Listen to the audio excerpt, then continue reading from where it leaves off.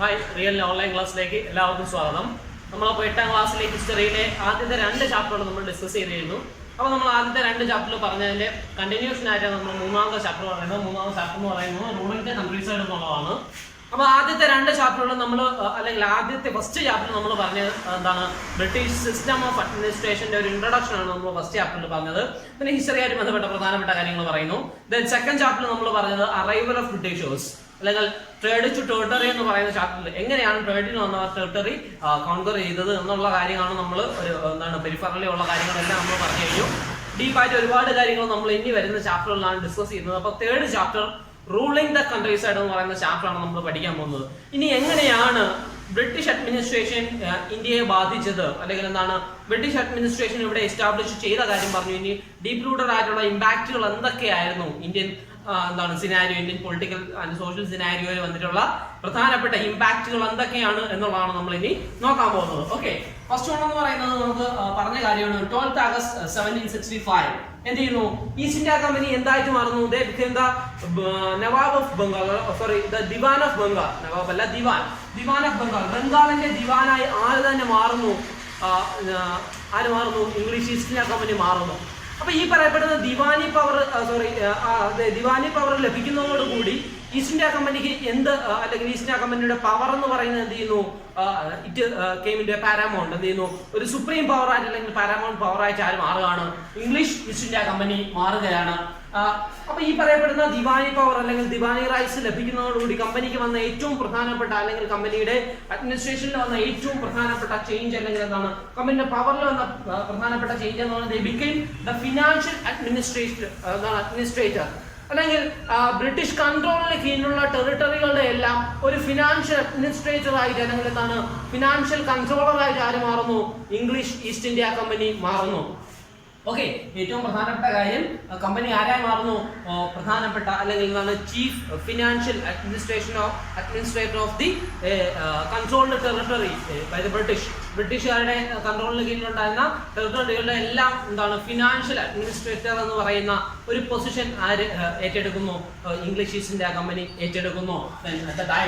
പിന്നെ എന്ത് ചെയ്യുന്നു? അപ്പൊ 1765 വരെയുള്ള ഒരു കാലഘട്ടത്തിന്റെ പ്രത്യേകതയാണ് നമ്മൾ ഇനി പരിശോധിക്കാൻ പോകുന്നത്. അപ്പൊ 1765 വരെയുള്ള ഒരു കാലഘട്ടം എന്ന് വെച്ചാൽ ഈ പറയപ്പെടുന്ന ദിവാനി പവർ ലഭിക്കുന്നത് വരെ അല്ലെങ്കിൽ ദിവാൻ ആകുന്നത് വരെയുള്ള ഒരു എന്താണ്, ഇക്കണോമിക് സിറ്റുവേഷൻ എന്ന് പറയുന്നത് ഇന്ത്യയിൽ നിന്നും കയറ്റുമതി ചെയ്യുന്ന സാധനങ്ങൾക്ക് എന്ത് ചെയ്യുന്നു? കൃത്യമായിട്ട് എന്ത് ചെയ്യുന്നു? ഗോൾഡോ സിൽവറോ ഒക്കെ എന്ത് ചെയ്യുന്നു? റിട്ടേൺ ആയിട്ട് ലഭിച്ചിരുന്ന ഒരു കാലഘട്ടമായിരുന്നു. അതുപോലെ തന്നെ ട്രേഡിന് അല്ലെങ്കിൽ എന്താണ്, ടെറിട്ടറി കൺട്രോൾ ചെയ്യാതിരുന്നത് കൊണ്ട് തന്നെ അവരുടെ ഒഫീഷ്യൽസ് അല്ലെങ്കിൽ അവരുടെ ആക്ടിവിറ്റീസ് എല്ലാം ഉള്ള റവന്യൂ അവരെന്ത് ചെയ്യുന്നു? ഇംഗ്ലണ്ടിൽ നിന്ന് അല്ലെങ്കിൽ ബ്രിട്ടനിൽ നിന്ന് കൊണ്ടുവരേണ്ട ഒരു സാഹചര്യം ഉണ്ടായിരുന്നു. അപ്പോൾ ഇവിടെ നമ്മൾ മനസ്സിലാക്കുക, ആസ് എ ട്രേഡിംഗ് കമ്പനി ഈ ഇംഗ്ലീഷ് ഈസ്റ്റ് ഇന്ത്യ കമ്പനിയുടെ മെയിൻ ഫോക്കസ് എന്ന് പറയുന്നത്, ഏറ്റവും പ്രധാനപ്പെട്ട കോൺസെൻട്രേഷൻ എന്ന് പറയുന്നത് ഇതിലായിരുന്നു ഏണിംഗ് പ്രോഫിറ്റ്. എന്ത് ചെയ്യുക? ഇന്ത്യയിൽ നിന്ന് എന്ത് ചെയ്യുക? പ്രോഫിറ്റ് അക്യൂർ ചെയ്യുക അല്ലെങ്കിൽ പ്രോഫിറ്റ് ഏൺ ചെയ്യുക എന്നുള്ളതായിരുന്നു. അപ്പൊ ഇവിടെ നോക്കുക, ഇംഗ്ലീഷ് ഈസ്റ്റ് ഇന്ത്യ കമ്പനിക്ക് ദിവാനി പവർ കിട്ടിയതോടുകൂടി ഇംഗ്ലീഷുകാർ ചെയ്ത ഏറ്റവും പ്രധാനപ്പെട്ട മാറ്റങ്ങൾ എന്ന് പറയുന്നത് അവരുടെ അഡ്മിനിസ്ട്രേഷൻ അല്ലെങ്കിൽ അവരുടെ ചെലവ്, സാധനങ്ങൾ വാങ്ങുന്നതിനുള്ള ചെലവ് വരെ എന്ത് ചെയ്യുന്നു? ബംഗാളിൽ. അപ്പൊ ഉദാഹരണം ബംഗാൾ എന്ന് പറയുന്നത് ബംഗാളിന്റെ റവന്യൂവിൽ നിന്നും ഇവിടെ നിന്ന് സാധനങ്ങൾ പർച്ചേസ് ചെയ്യുന്നതിന് വരെ അല്ലെങ്കിൽ പർച്ചേസിന് വേണ്ടിയുള്ള എക്സ്പെൻസ് വരെ അവർ എന്ത് ചെയ്യുന്നു? ബംഗാളിന്റെ റവന്യൂവിൽ നിന്നും മീറ്റ് ചെയ്യാൻ തുടങ്ങി. പ്രോപ്പറായിട്ട് എന്ത് ചെയ്യുന്നില്ല? വാങ്ങുന്ന സാധനങ്ങൾക്ക് റിട്ടേൺ ലഭിക്കാത്തൊരവസ്ഥ ഇന്ത്യൻ എക്കണോമിയിൽ അല്ലെങ്കിൽ എന്താണ്, ബംഗാളിന്റെ റവന്യൂ അല്ലെങ്കിൽ ബംഗാളിന്റെ എക്കണോമിയിൽ എന്ത് ചെയ്യുന്നു? വലിയൊരു എഫക്റ്റ് ആയിട്ട് മാറുന്നു ഈ പറയപ്പെടുന്ന എന്താണ്, ബ്രിട്ടീഷുകാരുടെ ഒരു ചേഞ്ച് എന്ന് പറയുന്നത്. അപ്പൊ നമ്മൾ മനസ്സിലാക്കുക, ഈ പറയപ്പെടുന്ന ചേഞ്ചുകൾ കടന്നു വന്നതോടുകൂടി നമ്മൾ പറയുന്നത് എന്താണ്, ബംഗാൾ എന്ത് ചെയ്യുന്നു? ഇക്കണോമിക്കലി വലിയൊരു ക്രൈസിസ് എന്ത് ചെയ്യുന്നു? നേരിടുന്നു. 1765 വരെ നേരിടാത്ത ഒരു വലിയ ക്രൈസിസ് എന്ത് ചെയ്യുന്നു? പിന്നീട് എന്ത് ചെയ്യുന്നു? ബംഗാൾ നേരിടാൻ തുടങ്ങി. Artisanal production. അപ്പൊ നോക്കുക, ഈ ദിവാനി പവർ കിട്ടിയതോടുകൂടി എന്താണ്, ബ്രിട്ടീഷുകാർക്ക് ആവശ്യമുള്ള വസ്തുക്കളെല്ലാം എന്ത് ചെയ്യുന്നു? ഫോഴ്സ് ചെയ്ത് എന്ത് ചെയ്യുന്നു? ഈ പറയപ്പെടുന്ന ആർട്ടിസൻസിൽ നിന്നും അതുപോലെ തന്നെ പെസൻസിൽ നിന്നും എല്ലാം എന്ത് ചെയ്യുന്നു? ഫോഴ്സ് ചെയ്ത് സാധനം വാങ്ങുന്നു. ബ്രിട്ടീഷുകാർ അല്ലെങ്കിൽ ബ്രിട്ടീഷേഴ്സ് ഡിസൈഡ് ചെയ്യുന്ന പ്രൈസിൽ സാധനങ്ങൾ ആർട്ടിസൻസിന് വിൽക്കേണ്ടി വരുന്ന ഒരു സാഹചര്യം ഇന്ത്യയിൽ എന്ത് ചെയ്യുന്നു? നിലനിൽക്കുന്നു. ഓക്കെ, അപ്പൊ അതോടൊപ്പം തന്നെ വന്ന ഏറ്റവും പ്രധാനപ്പെട്ട ചേഞ്ച് എന്ന് പറയുന്നത് 1770s സംഭവിക്കുന്നതെന്ന് വെച്ചാൽ ഒരു വലിയ ഫാമിൻ എന്ത് ചെയ്യുന്നു? നമ്മുടെ അഗ്രികൾച്ചറൽ സെക്ടറിനെ മുഴുവൻ ബാധിക്കുന്ന വലിയൊരു ഫാമിൻ എന്ത് ചെയ്യുന്നു? രാജ്യത്തുണ്ടാകുന്നു. അത് ബംഗാളിനെയും രാജ്യത്തിന്റെ മറ്റു മേഖലകളിലെ പെസൻസിനെയും എന്ത് ചെയ്യുന്നു? വളരെ ശക്തമായിട്ട് എന്ത് ചെയ്യുന്നു, ബാധിക്കുന്നു. ആർട്ടിസണൽ പ്രൊഡക്ഷൻ എന്ത് ചെയ്യുന്നു, കൊളാപ്സ് ചെയ്യുന്നു. കാരണം എന്ത് ചെയ്യുന്നില്ല, കൃത്യമായിട്ട് വരുമാനം ലഭിക്കാത്തതുകൊണ്ട് തന്നെ പ്രൊഡക്ഷൻ എന്ത് ചെയ്യുന്നില്ല, മുന്നോട്ട് കൊണ്ടുപോകാൻ സാധിക്കുന്നില്ല. ഇതെന്ത് ചെയ്തു, ഇക്കണോമിയെ വളരെ സാരമായിട്ട് എന്ത് ചെയ്തു, ബാധിച്ചു. ഓക്കെ, അപ്പൊ ഇതാണെന്ന് പറയുന്നത് പ്രധാനപ്പെട്ട 1770s വരുമ്പോഴത്തേക്കും വരുന്ന പ്രധാനപ്പെട്ട ചേഞ്ച് എന്ന് പറഞ്ഞാൽ 5 വർഷക്കാലം കൊണ്ട് വന്ന ഏറ്റവും വലിയ ചേഞ്ച് എന്ന് പറഞ്ഞാൽ ഈ പറയപ്പെടുന്ന ഫാമിലി ആയിരുന്നു. സോ എക്കണോമിക്കലി വലിയൊരു എന്ത് ചെയ്യുന്നു, സെറ്റ് ബാക്ക് ആയിരുന്നു ബംഗാളും രാജ്യവും മുഴുവൻ എന്ത് ചെയ്യുന്നു, നേരിടുന്ന ഒരു അവസ്ഥയാണ് എന്ത് ചെയ്യുന്നത്, നിലനിൽക്കുന്നത്. അപ്പൊ നോക്കുക, അപ്പൊ ഈ ഒരു സാഹചര്യത്തിലാണ് നമ്മൾ ഇനി ഇപ്പം നമ്മൾ ദിവാനി പവർ ആർക്ക് ലഭിക്കുന്നു, ഈസ്റ്റ് ഇന്ത്യ കമ്പനിക്ക് ലഭിച്ചു എന്ന് പറഞ്ഞു. പക്ഷെ ആ കാലഘട്ടം വരെ ഉള്ളൊരു പ്രധാനപ്പെട്ട സിസ്റ്റം എന്ന് പറയുന്നത് റവന്യൂ അസസ്മെന്റിന് പ്രോപ്പർ ആയിട്ടുള്ള സിസ്റ്റം നിലനിന്നിരുന്നില്ല എന്നുള്ളതാണ്. അപ്പൊ റവന്യൂ അസസ്മെന്റിന് വേണ്ടിയുള്ള സിസ്റ്റങ്ങൾ എന്തൊക്കെയാണെന്നുള്ളത് നമ്മൾ ഇനി പറയുന്നത്. അപ്പൊ റവന്യൂ അസസ്മെന്റുമായിട്ട് ബന്ധപ്പെട്ട് 3 സിസ്റ്റമാണ് നമുക്ക് പിന്നീട് ബ്രിട്ടീഷുകാർ എന്ത് ചെയ്യുന്നത്, മുന്നോട്ട് വയ്ക്കുന്നത്. എന്താണ്, ഓരോന്നിന്റെയും ഫെയിലിയർ ആണ് മറ്റു സിസ്റ്റത്തിന്റെ എമർജൻസിന് കാരണമാകുന്നത്. അത് നമ്മൾ ഇനി മുന്നോട്ട് പോകുമ്പോൾ നമ്മൾ ഡിസ്കസ് ചെയ്യുന്ന ഒരു മാറ്റർ ആണ്. അപ്പൊ നോക്കാം, ഈ റവന്യൂ എന്ന് പറയുന്നത് ഇപ്പൊ ദിവാനി പവർ കിട്ടിയതോടുകൂടി റവന്യൂ കൺട്രോളിംഗ് നമ്മൾ പറഞ്ഞായിരുന്നു ആദ്യമേ. എന്താണ്, രാജ്യത്തിന്റെ ഫിനാൻഷ്യൽ അല്ലെങ്കിൽ എന്താണ് കൺട്രോൾ ടെറിട്ടറികളുടെ ഫിനാൻഷ്യൽ അഡ്മിനിസ്ട്രേഷൻ ആരായിരുന്നു, ഈസ്റ്റ് ഇന്ത്യ കമ്പനി ആയിരുന്നു.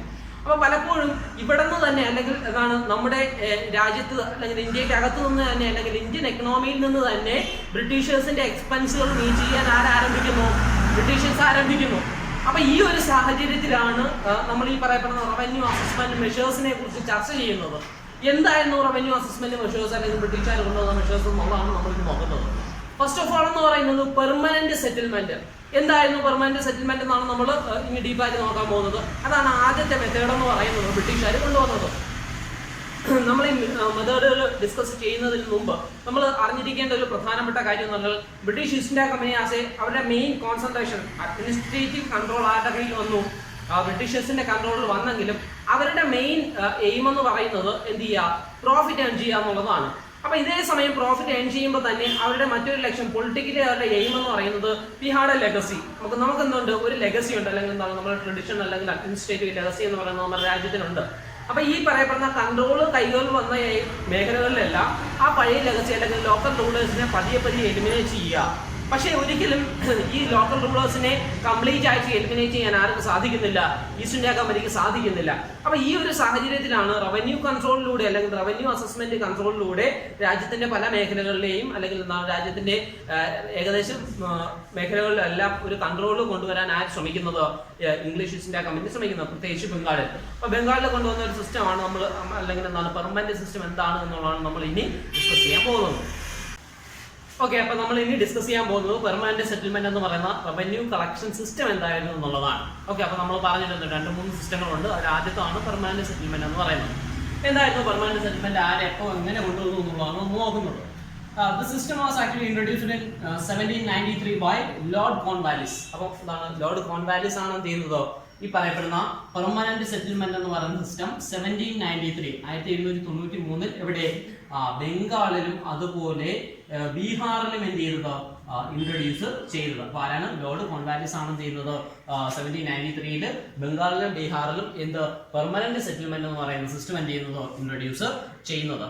അപ്പൊ ഈ ഒരു സിസ്റ്റം അല്ലെങ്കിൽ എന്തായിരുന്നു ഈ ഒരു സിസ്റ്റത്തിന്റെ പ്രത്യേകത എന്ന് പറയുന്നത്, അപ്പം ഈ ലാൻഡ് റവന്യൂ കളക്ഷൻ എന്ന് പറയുന്നത് ആരുടെ ഡ്യൂട്ടി ആയിരുന്നു, it was assigned to zamindar അല്ലെങ്കിൽ ലാൻഡ് ലോഡ്സ്. അപ്പൊ ആ കാലഘട്ടത്തിൽ ഉണ്ടായിരുന്ന സെമീന്ദാർമാർ അല്ലെങ്കിൽ ലാൻഡ് ലോഡ്സിനായിരുന്നു എന്തിന്റെ റെസ്പോൺസിബിലിറ്റി, കളക്ഷൻ ഓഫ് റവന്യൂ അല്ലെങ്കിൽ എന്താണ് റവന്യൂ കളക്ഷന്റെ അല്ലെങ്കിൽ എന്താണ് റവന്യൂ കളക്ട് ചെയ്യേണ്ട ഉത്തരവാദിത്വം ആർക്ക് അസൈൻ ചെയ്തു, assign to zamindar for the land owners of the land owners of India. അപ്പൊ ഇന്ത്യയിൽ അല്ലെങ്കിൽ രാജ്യത്തുണ്ടായിരുന്ന ലാൻഡ് ഓണേഴ്സ് ആയിരുന്നു സെമീന്ദാർമാർക്കായിരുന്നു റവന്യൂ കളക്ഷന്റെ ഡ്യൂട്ടി നൽകിയിരുന്നതോ.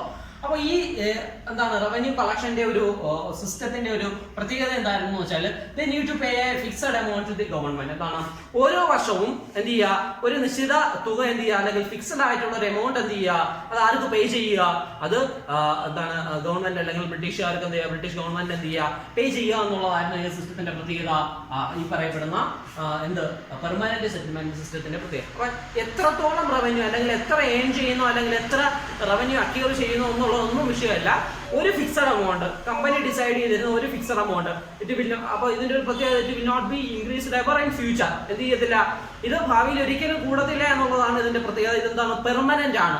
അപ്പൊ ഈ ഒരു സിസ്റ്റം ആയിരുന്നു പെർമനന്റ് സെറ്റിൽമെന്റ് എന്ന് പറയുന്നത്. ഒരു നിശ്ചിത എമൗണ്ട് ഇനി എത്ര റവന്യൂ കൂടുതലായാലും കുറവായാലും എന്ത് ചെയ്യുക, ഒരു നിശ്ചിത എമൗണ്ട് എന്ത് ചെയ്യുക, നേരത്തെ എന്താണ് മുൻകൂട്ടി ഫിക്സ് ചെയ്ത ആ നിശ്ചിത എമൗണ്ട് എന്ത് ചെയ്യുക, ജമീന്ദാർമാർ എന്ത് ചെയ്യുക, ഗവൺമെന്റിന് നൽകുക.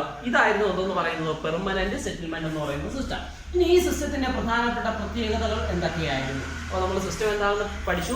നമ്മൾ സിസ്റ്റത്തിൽ പറയുന്നത് 1793 എന്ത് ചെയ്യുന്നു, ഈ പറയപ്പെടുന്ന ലോർഡ് കോൺവാലിസ് ആണ് ബീഹാറിലും ബംഗാളിലും ആദ്യമായിട്ട് പെർമനന്റ് സെറ്റിൽമെന്റ് സിസ്റ്റം കൊണ്ടുവരുന്നത്. ഈ പെർമനന്റ് സെറ്റിൽമെന്റ് സിസ്റ്റത്തിന്റെ പ്രത്യേകത, റവന്യൂ കളക്ഷന്റെ ഡ്യൂട്ടി ആർക്ക് അസൈൻ ചെയ്തിരിക്കുന്നു? It was assigned to zamindars or the land owners of the land. എന്താണ് അന്നുണ്ടായിരുന്ന ഭൂവുടമകൾ, ഭൂമിയുടെ ഉടമകളായ ലാൻഡ് ഓണേഴ്സ് അല്ലെങ്കിൽ ലാൻഡ് ലോഡ്സുകൾക്കായിരുന്നു എന്തെന്ന് പറയുന്നത് ഈ ടാക്സ് എന്താണ് റവന്യൂ കളക്ട് ചെയ്യേണ്ട ഉത്തരവാദിത്വം. And they had to pay a fixed amount to the government in an year. അപ്പോൾ എന്ത് ചെയ്യുക, നെക്സ്റ്റ് മെറിറ്റ്സ് ആണ്. ഈ സിസ്റ്റത്തിന്റെ പ്രധാനപ്പെട്ട മെറിറ്റ്സ് എന്തൊക്കെയാണെന്നാണ് നമ്മൾ നോക്കുന്നത്.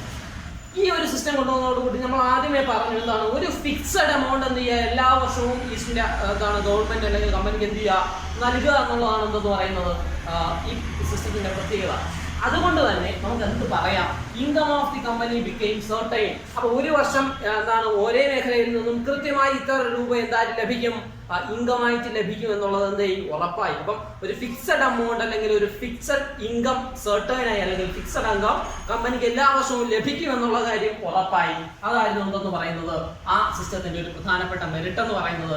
Then easy for company to എന്താണ് പ്രിപ്പയർ ബഡ്ജറ്റ്. അപ്പൊ എന്ത് ചെയ്യുക, ഓരോ വർഷവും ഇത്ര രൂപ കൃത്യമായ റിട്ടേൺ ലഭിക്കും. അതുകൊണ്ട് തന്നെ അടുത്ത വർഷം ഇന്ന മേഖലകളിൽ ഇത്ര പണം എന്ത് ചെയ്യാം, ചെലവഴിക്കാം എന്നുള്ള തരത്തിൽ ബഡ്ജറ്റ് പ്രിപ്പയർ ചെയ്യാൻ. അപ്പോൾ എന്ത് ചെയ്യാം, ബഡ്ജറ്റ് എന്ന് പറയുന്നത് തന്നെ എന്താണ്, ഒരു പ്ലാൻ ആണ്. ഓക്കെ, എന്താണ് ഒരു വർഷത്തേക്ക് തയ്യാറാക്കപ്പെടുന്ന ഒരു അല്ലെങ്കിൽ നീക്കി വെക്കുന്ന തുകകളുടെ അളവെല്ലാം അടങ്ങുന്ന ഒരു പ്ലാൻ ആണെന്ന് പറയുന്നത് ബഡ്ജറ്റ് എന്ന് പറയുന്നത്. അപ്പൊ അതുകൊണ്ട് തന്നെ ഈ ബഡ്ജറ്റ് എന്ത് ചെയ്യാം, പ്രിപ്പയർ ചെയ്യാൻ എന്തായി, എളുപ്പമായി കമ്പനിക്ക്. കാരണം ഇത്ര എമൗണ്ട് എന്ത് ചെയ്യും, കൃത്യമായി ലഭിക്കും. അതുകൊണ്ട് തന്നെ ഈ എമൗണ്ട് ഇതിനെല്ലാം വകയിരുത്തി മാറ്റി വെക്കാമെന്നൊരു എന്താണ് ഉറപ്പ് കമ്പനിക്ക് ഉണ്ടായി. അപ്പൊ എന്താണ്, it was easy for company to prepare budget.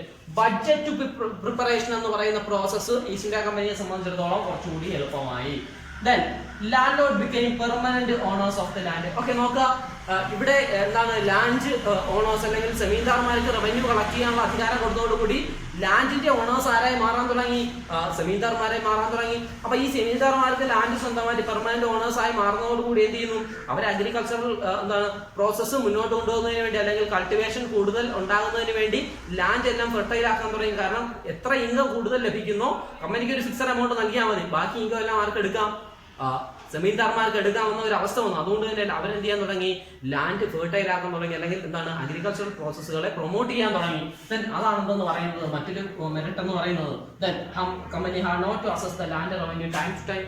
മാത്രമല്ല ഓരോ കാലഘട്ടത്തിനും കമ്പനി എന്ത് ചെയ്യേണ്ട, ലാൻഡ് റവന്യൂ എന്ത് ചെയ്യേണ്ട, മാറ്റി അസസ് ചെയ്യേണ്ട. കാരണം സിസ്റ്റം എന്ന് പറയുന്നത് പെർമനന്റ് ആണ്, എമൗണ്ട് എന്ന് പറയുന്നത് സർട്ടൺ ആണ് അല്ലെങ്കിൽ എമൗണ്ട് എന്ന് പറയുന്നത് ഫിക്സഡ് ആണ്. അതുകൊണ്ട് തന്നെ ഓരോ സമയത്തും എന്ത് ചെയ്യേണ്ട ആവശ്യമില്ല, എന്താണ് റവന്യൂ മാറി അസസ് ചെയ്യേണ്ട ആവശ്യമില്ല. കാരണം എന്താ, ഫിക്സഡ് ആയിട്ടുള്ള എമൗണ്ട് ആയതുകൊണ്ട് തന്നെ ഓരോ വർഷവും കൃത്യസമയത്ത് എന്ത് ലഭിക്കും, ഈ എമൗണ്ട് ആർക്ക് ലഭിക്കും, കമ്പനിക്ക് കൃത്യമായി ലഭിക്കുന്ന ഒരവസ്ഥ എന്ത് ചെയ്തു, അവിടെ നിലനിന്നിരുന്നു. So company had not to assess the land revenue time to time. ഓരോ സമയത്തും എന്ത് ചെയ്യേണ്ട, ലാൻഡ് റവന്യൂ അസസ് ചെയ്യേണ്ട.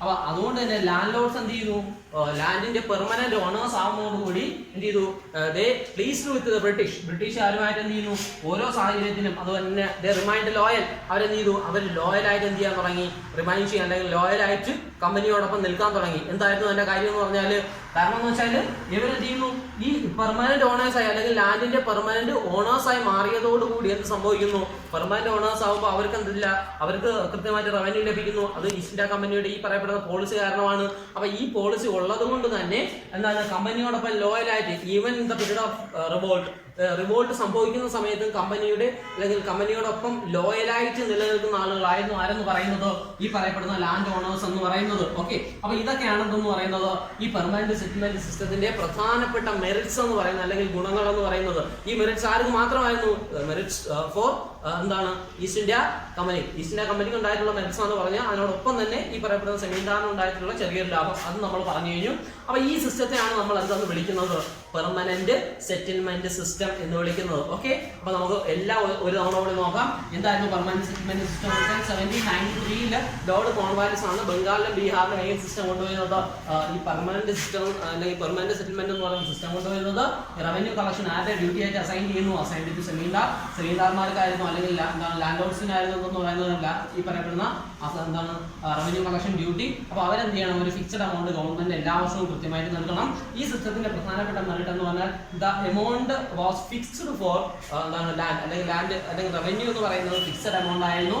അതുകൊണ്ട് തന്നെ കമ്പനിയുടെ ഇൻകം എന്ന് പറയുന്നത് സർക്കാർ ഒരു വർഷം ഇത്ര എമൗണ്ട് കിട്ടുമെന്ന് അവർക്ക് കൃത്യമായിട്ട് മനസ്സിലാക്കാൻ സാധിച്ചു. അപ്പോൾ അതിന്റെ അടിസ്ഥാനത്തിൽ കൃത്യമായിട്ട് ഒരു ബഡ്ജറ്റ് കമ്പനിക്ക് ബഡ്ജറ്റ് പ്രിപ്പയർ ചെയ്യുക എന്ന് പറയുന്നത് വളരെ ഈസിയായി. അതുപോലെ തന്നെ എന്താണ് ലാൻഡ് ലോർഡ്സ് ലാൻഡിന്റെ ഓണേഴ്സ് ആയി മാറിയതോടുകൂടി അവരുടെ റവന്യൂ എന്താണ് കമ്പനിക്ക് ഒരു ഫിക്സഡ് എമൗണ്ട് കൊടുത്താൽ എന്താണ് എക്സസ് ആയിട്ട് വരുന്ന റവന്യൂ ആർക്ക് എടുക്കാം?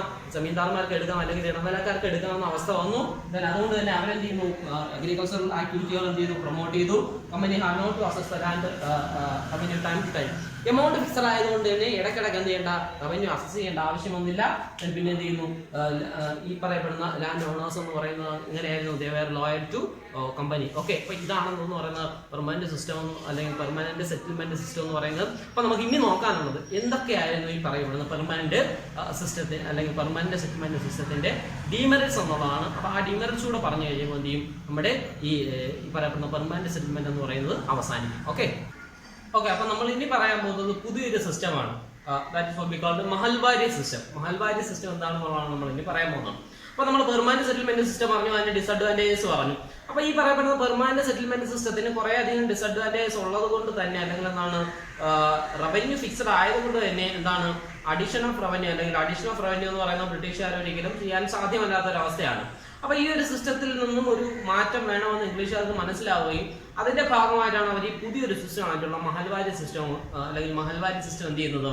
ഇൻട്രൊഡ്യൂസ് ചെയ്യുന്നത്. ഇനി എന്താണ് മഹൽവാരി സിസ്റ്റം എന്ന് നമുക്ക് നോക്കാം.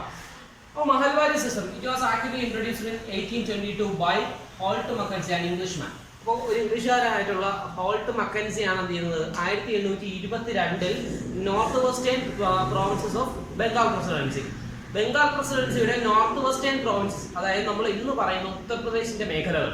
അപ്പൊ നോർത്ത് വെസ്റ്റേൺ പ്രോവിൻസസിലാണ് ആദ്യമായിട്ട് എന്ത് ചെയ്യുന്നത്? ഈ പറയപ്പെടുന്ന മഹൽവാരി സിസ്റ്റത്തിന് അല്ലെങ്കിൽ മഹൽവാരി സിസ്റ്റം എന്ത് ചെയ്യുന്നത്? ഇൻട്രൊഡ്യൂസ് ചെയ്യുന്നത്. ഇനി ഈ മഹൽവാരി സിസ്റ്റം, ഈ മഹൽ എന്ന് പറയുന്ന വേർഡിന്റെ തന്നെ അർത്ഥം വില്ലേജ് എന്നാണ്. അപ്പൊ ഈ നോർത്ത് വെസ്റ്റേൺ പ്രോവിൻസസിന്റെ ഒരു പ്രത്യേകത എന്ന് പറയുന്നത് ഈ ഒരു മേഖലകളിൽ വില്ലേജസിന് അല്ലെങ്കിൽ എന്താണ് വില്ലേജ് എന്ന് പറയുന്നത് ഒരു പ്രധാനപ്പെട്ട സോഷ്യൽ ഇൻസ്റ്റിറ്റ്യൂഷൻ ആയിട്ട് നിലനിൽക്കുന്ന സ്ഥലമായിരുന്നു എന്തെന്ന് പറയുന്നത്. അല്ലെങ്കിൽ എന്താണ് വില്ലേജിന് ഒരു സോഷ്യൽ ഇൻസ്റ്റിറ്റ്യൂഷണൽ പവർ ഉണ്ടായിരുന്ന സ്ഥലമാണ് എന്തെന്ന് പറയുന്നത് ബംഗാളിലെ നോർത്ത് വെസ്റ്റേൺ ഏരിയാസ് എന്ന് പറയുന്നത്. ബംഗാൾ പ്രസിഡൻസിയുടെ നോർത്ത് വെസ്റ്റേൺ ഏരിയ എന്ന് പറയുന്നത്. അപ്പോൾ ഈ പറയപ്പെടുന്ന വില്ലേജുകളെ പ്രിസർവ് ചെയ്യുക അല്ലെങ്കിൽ എന്താണ് വില്ലേജുകളിലേക്ക് ഒരു കോൺസെൻട്രേഷൻ നൽകുക എന്നത് ഏറ്റവും ഇമ്പോർട്ടൻ്റ് ആയിട്ടുള്ള കാര്യമാണെന്ന് ആര് മനസ്സിലാക്കുന്നു? ബ്രിട്ടീഷുകാരെ മനസ്സിലാക്കുന്നു. അതിന്റെ ഭാഗമായിട്ടാണ് അവർ ഈ പറയപ്പെടുന്ന വില്ലേജുകളെ കോൺസെൻട്രേറ്റ് ചെയ്തുള്ള revenue collection system, that is what we called Mahalwari, ഈ ഒരു സിസ്റ്റം എന്ത് ചെയ്യുന്നത്? ഇൻട്രൊഡ്യൂസ് ചെയ്യാൻ തീരുമാനിക്കുന്നത്. ഇനി എന്തായിരുന്നു മഹൽവാരി സിസ്റ്റം എന്ന് പറയുന്നത്? അല്ലെങ്കിൽ എങ്ങനെയാണ് മഹൽവാരി സിസ്റ്റത്തിന്റെ അടിസ്ഥാനത്തിൽ റവന്യൂ കളക്ട് ചെയ്തത് എന്നുള്ളതാണ് നമ്മൾ നോക്കുന്നത്. ഈ മഹൽവാരി സിസ്റ്റം എന്തായിരുന്നു, അതുപോലെ തന്നെ എങ്ങനെയാണ് മഹൽവാരി സിസ്റ്റത്തിൽ റവന്യൂ കളക്ഷൻ സാധ്യമായിരുന്നു? നമ്മൾ നേരത്തെ പറഞ്ഞു പെർമനന്റ് സിസ്റ്റത്തിൽ എന്തായിരുന്നു? റവന്യൂ എന്ന് പറയുന്നത് പെർമനന്റ് ആയിരുന്നു. ആ ഒരു ഡിസഡ്വാൻറ്റേജസ് മാറ്റുന്നതിന് വേണ്ടിയാണ് അവർ പുതിയൊരു സിസ്റ്റം ഉണ്ട് മഹൽവാരി എന്ന പേര് ഇൻട്രൊഡ്യൂസ് ചെയ്യുന്നത്. അപ്പൊ ഇവിടെ ആരായിരുന്നു ഇൻചാർജ് എന്ന് നോക്കാം. Collectors went from village to village, inspected and measured the land and recorded customs rights of different groups. അപ്പൊ നമ്മൾ ഓരോ വില്ലേജുകളിലേക്ക് അല്ലെങ്കിൽ ഈ പറയപ്പെടുന്ന നോർത്ത് വെസ്റ്റേൺ പ്രോവിൻസസിന്റെ വില്ലേജസിലേക്ക് പോകുമ്പോൾ ആ മേഖലയിലെ ഈ ലാൻഡ് കളക്ഷൻ എന്ന് പറയുന്നത് അല്ലെങ്കിൽ എന്താണ് ഈ ലാൻഡുകളുടെ ഓണർഷിപ്പ് എന്ന് പറയുന്നത് ഡിഫറെന്റ് ഗ്രൂപ്പുകളിലാണ്. സോഷ്യൽ ഇൻസ്റ്റിറ്റ്യൂഷൻ അല്ലെങ്കിൽ ഡിഫറെന്റ് സോഷ്യൽ കമ്മ്യൂണിറ്റികളുടെ എന്താണ് കീഴിലാണ് എന്ത് വരുന്നത്? ലാൻഡ് വരുന്നത്. അപ്പൊ ഈ പറയപ്പെടുന്ന ലാൻഡ് അല്ലെങ്കിൽ ലാൻഡിന്റെ ഓണർഷിപ്പ് ഡിഫറെന്റ് സോഷ്യൽ ഗ്രൂപ്പുകളിലാണ്. ഇനി അതുപോലെ തന്നെ ഈ പറയപ്പെടുന്ന സോഷ്യൽ ഗ്രൂപ്പുകൾ എത്രത്തോളം പവർ എൻജോയ് ചെയ്യുന്നു എന്നുള്ളതെല്ലാം എന്ത് ചെയ്യുന്നു? കളക്ടറിന്റെ നേതൃത്വത്തിൽ ഡിസ്ട്രിക്ട് കളക്ടറിന്റെ നേതൃത്വത്തിൽ എന്ത് ചെയ്യുന്നു, വില്ലേജ് നോർത്ത് വെസ്റ്റേൺ മേഖലകളിലെ വില്ലേജുകളിലോളം എന്ത് ചെയ്യുന്നു, അവർ പോകുന്നു. അവിടുത്തെ ലാൻഡ് എന്ത് ചെയ്യുന്നു, ഇൻസ്പെക്ട് ചെയ്യുന്നു. അതുപോലെ തന്നെ ലാൻഡിന്റെ അളവ് എന്ത് ചെയ്യുന്നു, മെഷർ ചെയ്യുന്നു. അതുപോലെ അവിടുത്തെ സോഷ്യൽ ഗ്രൂപ്പുകൾ എത്രത്തോളം കവർ ചെയ്യുന്നു, അല്ലെങ്കിൽ ആരുടെ കയ്യിലാണ് ഭൂമി ഇരിക്കുന്നത് എന്നുള്ളതെല്ലാം എന്ത് ചെയ്യുന്നു, ഇവരെന്ത് ചെയ്യുന്നു, മെഷർ ചെയ്യുന്നു ഡിസ്ട്രിക്ട് കളക്ടറിന്റെ നേതൃത്വത്തിൽ. ദെൻ നെക്സ്റ്റ് പിന്നെ എന്താണ് അടുത്ത സ്റ്റെപ്പ് എന്ന് പറയുന്നത്? ഇനി ഈ ഒരു സിസ്റ്റത്തിന്റെ പ്രത്യേകത നമ്മൾ പറഞ്ഞായിരുന്നു, പെർമനന്റ് സെറ്റിൽമെന്റ് സിസ്റ്റത്തിന്റെ ഡിസഡ്വാൻറ്റേജ് ഓവർകം ചെയ്യുന്നതിന് വേണ്ടിയാണ് പുതിയ സിസ്റ്റമായിട്ട് എന്ത് ചെയ്യുന്നത്, മഹൽവാരി ഇൻട്രൊഡ്യൂസ് ചെയ്യുന്നത്. ഇവിടെ റവന്യൂ എന്ന് പറയുന്നത് എങ്ങനെയാണ് അസസ് ചെയ്യുന്നത്? Estimated revenue of each plot within a village and order up to calculate the revenue that each village had to pay. അപ്പൊ നോക്കാം, ഒരു വില്ലേജിൽ ചെല്ലുന്നു, ആ വില്ലേജിൽ നിന്ന് എന്തിനു അപ്പൊ ഡിഫറെന്റ് ആയിട്ടുള്ള പ്ലോട്ടുകൾ എന്ത് ചെയ്യും, ഒരു വില്ലേജിനകത്ത് ഉണ്ടാവും. അപ്പൊ ഈ പറയപ്പെടുന്ന ഡിഫറെന്റ് ആയിട്ടുള്ള പ്ലോട്ടുകൾ മെഷർ ചെയ്തു. അതുപോലെ തന്നെ ഓരോ പ്ലോട്ടിൽ നിന്നും എത്രത്തോളം റവന്യൂ ലഭിക്കും. ഓക്കെ, അപ്പൊ എന്താണ് ഓരോ മേഖലയിൽ, അപ്പൊ നമ്മൾ ഒരു ഉദാഹരണം പറയുകയാണെങ്കിൽ നമുക്ക് ചിതറ എന്ന് പറയുന്നത് ഒരു വില്ലേജ് ആയിട്ട് നമുക്ക് കണക്കാക്കാം. അപ്പൊ ഇവിടെ എങ്ങനെയാണ് റവന്യൂ കളക്ഷൻ നടക്കുന്നത് നമുക്ക് ഒരു ഉദാഹരണത്തിൽ നോക്കാം.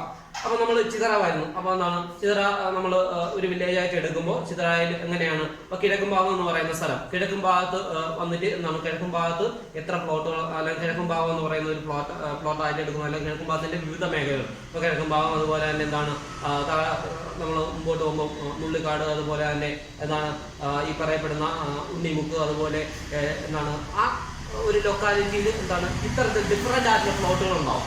അപ്പൊ ഓരോ പ്ലോട്ടും വളർന്നിട്ട് അപ്പൊ കിഴക്കും ഭാഗം എന്ന് പറയുന്ന പ്ലോട്ടിൽ നിന്നും എത്ര കിട്ടും, അതുപോലെ തന്നെ എന്താണ് മുള്ളിക്കാട് എന്ന് പറയുന്ന പ്ലോട്ടിൽ നിന്നും എത്ര കിട്ടും. അപ്പൊ ഒരു മുള്ളിക്കാട് എന്ന് പറയുന്നത് ഒരു വലിയ ഏരിയയാണ്, അല്ലെങ്കിൽ കിഴക്കും ഭാഗം എന്ന് പറയുന്നത് ഒരു വലിയ ഏരിയയാണ്. അപ്പൊ അവിടെ ഒരു ഉദാഹരണത്തിനാണ് ഇതിന് ഓരോ പ്ലോട്ടായിട്ട് പറയുന്നത്. ചിതറ എന്ന് പറയുന്ന വില്ലേജ് മുഴുവൻ എടുത്ത ഈ ഓരോന്നും പ്ലോട്ടായിട്ട് നമ്മൾ കണക്കാക്കുകയാണെങ്കിൽ ഈ പറയപ്പെടുന്ന ഓരോ പ്ലോട്ടിൽ നിന്നും എത്രത്തോളം കിട്ടും എന്നുള്ളത് എന്ത് ചെയ്യുന്നു, അസസ് ചെയ്യുന്നു.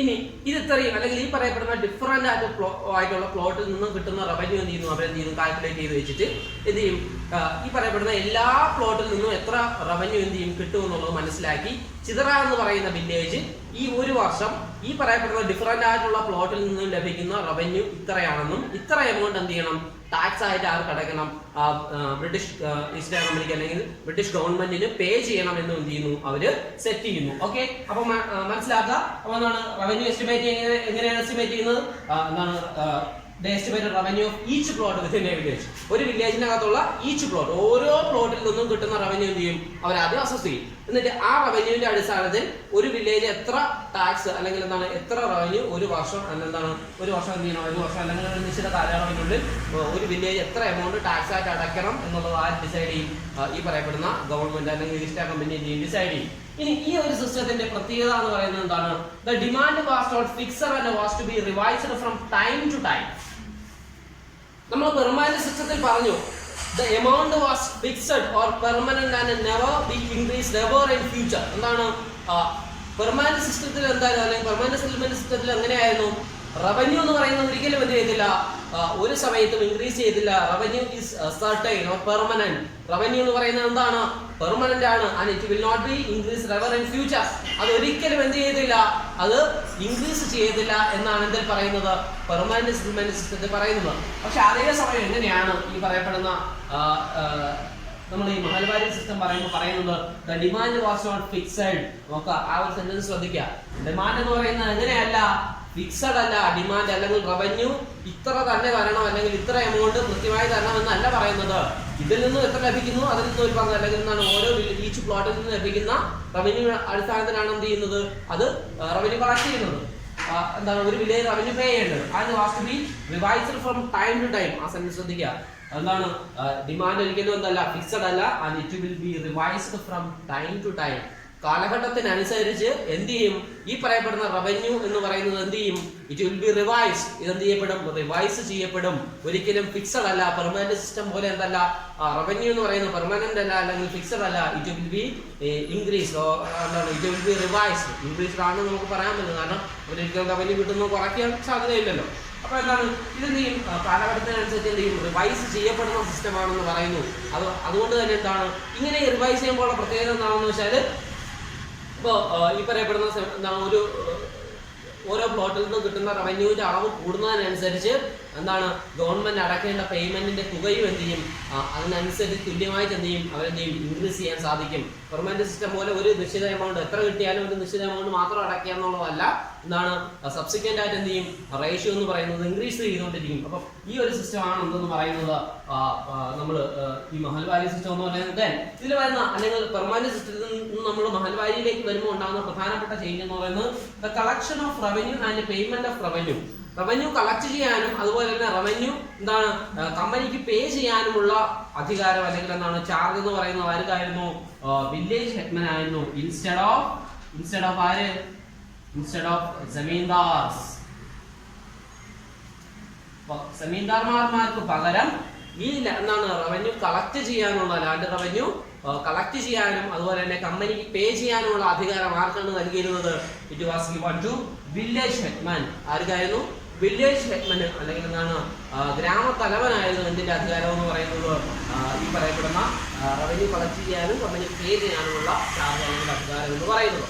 അപ്പോൾ നമുക്ക് ലാസ്റ്റ് ടൈം നമുക്ക് ഒന്ന് റിവൈസ് ചെയ്യാം. എന്തായാലും സിസ്റ്റം എന്ന് പറയുന്നത് മഹൽവാരി സിസ്റ്റം. മഹൽ എന്ന് പറയുന്നത് ഹോൾഡിന്റെ അർത്ഥം എന്താണ്?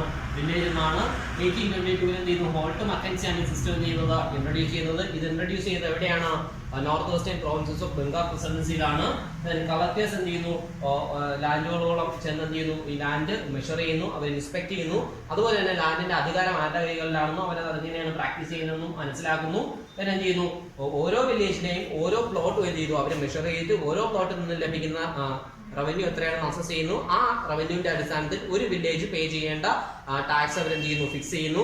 ദെൻ ഏറ്റവും പ്രധാനപ്പെട്ട കാര്യം എന്ന് പറയുന്നത് ഡിമാൻഡ് എന്ന് പറയുന്നത്, റവന്യൂ ഡിമാൻഡ് എന്ന് പറയുന്നത് ഈ സിസ്റ്റത്തിൽ എങ്ങനെയല്ല, ഈ സിസ്റ്റത്തിൽ ഫിക്സഡ് അല്ല, മറിച്ച് എങ്ങനെയാണ്, it was to be revised from time to time. കാലഘട്ടത്തിനനുസരിച്ച് റവന്യൂ കൂടുന്നതിനനുസരിച്ച് അല്ലെങ്കിൽ കുറയുന്നതിനനുസരിച്ച് റവന്യൂ ഡിമാൻഡ് എന്ന് പറയുന്നത് എന്താണ്, വേരി ചെയ്തുകൊണ്ടിരിക്കും, ചേഞ്ച് ചെയ്തുകൊണ്ടിരിക്കും. അതുകൊണ്ട് തന്നെ ഇതെന്തല്ല, ഫിക്സഡ് അല്ല. ഇതെന്ത് ചെയ്യുന്നു, ഈ പറയപ്പെടുന്ന ഈസ്റ്റ് ഇന്ത്യ കമ്പനിക്ക് അല്ലെങ്കിൽ എന്താണ് ബ്രിട്ടീഷ് ഗവൺമെന്റിന് വലിയ വെല്ലുവിളിയായിരുന്നു.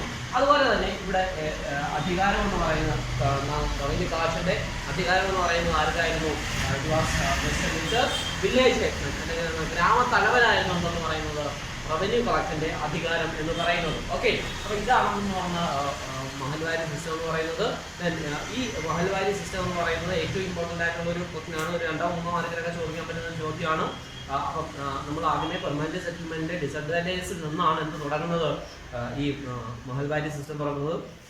ഇനി ഇതിന് ശേഷം പുതിയൊരു സിസ്റ്റം ഇൻട്രൊഡ്യൂസ് ചെയ്യുന്നുണ്ട്, റൈറ്റ് വാരി സിസ്റ്റം ആണ്. അത് നമുക്ക് നെക്സ്റ്റ് ക്ലാസ്സിൽ നോക്കാം. അപ്പോൾ റൈറ്റ് വാരി സിസ്റ്റം എന്താണെന്ന് ടെക്സ്റ്റിൽ നന്നായിട്ട് കൊടുത്തിട്ടുണ്ട്. അത് ആദ്യമേ ഒന്ന് വായിച്ചു നോക്കുക, വായിച്ചു നോക്കിയിട്ട് ക്ലാസ് കേൾക്കുക. അതുപോലെ തന്നെ മഹൽവാരി സിസ്റ്റത്തിൽ നിന്നും വൺ വേർഡുകളൊക്കെ ചോദിക്കും, ആളുകളുടെ പേര് ചോദിക്കും. പെർമനന്റ് സെറ്റിൽമെന്റ് സിസ്റ്റത്തിൽ നിന്നും എന്ത് ചെയ്യും, ചോദിക്കും. അപ്പോൾ അതുകൊണ്ട് വർഷങ്ങളും ആളുകളുടെ പേര് എല്ലാം വളരെ വ്യക്തമായിട്ട് മനസ്സിലാക്കി വെച്ചേക്കുക. നമ്മൾ ഈ സിസ്റ്റത്തിൽ എന്താണ് റവന്യൂ കളക്ഷനുമായിട്ട് ബന്ധപ്പെട്ട 2 കേസുകളാണ് പഠിച്ചത്. ഫസ്റ്റ് വൺ എന്ന് പറയുന്നത് permanent settlement system, second one എന്ന് പറയുന്നത് മഹൽവാരി സിസ്റ്റം. പെർമനന്റ് സെറ്റിൽമെന്റിന്റെ ഡിസഡ്വാൻറ്റേജിൽ നിന്നാണ് എന്തുണ്ടാകുന്നത്, മഹൽവാരി സിസ്റ്റം ഉണ്ടാകുന്നത്. ഓക്കെ, അപ്പോൾ ഇത് ഇത്രയും നന്നായിട്ട് വായിച്ചു നോക്കുക. സംശയങ്ങൾ എന്തെങ്കിലും ഉണ്ടെങ്കിൽ ചോദിക്കാം. ഓക്കെ.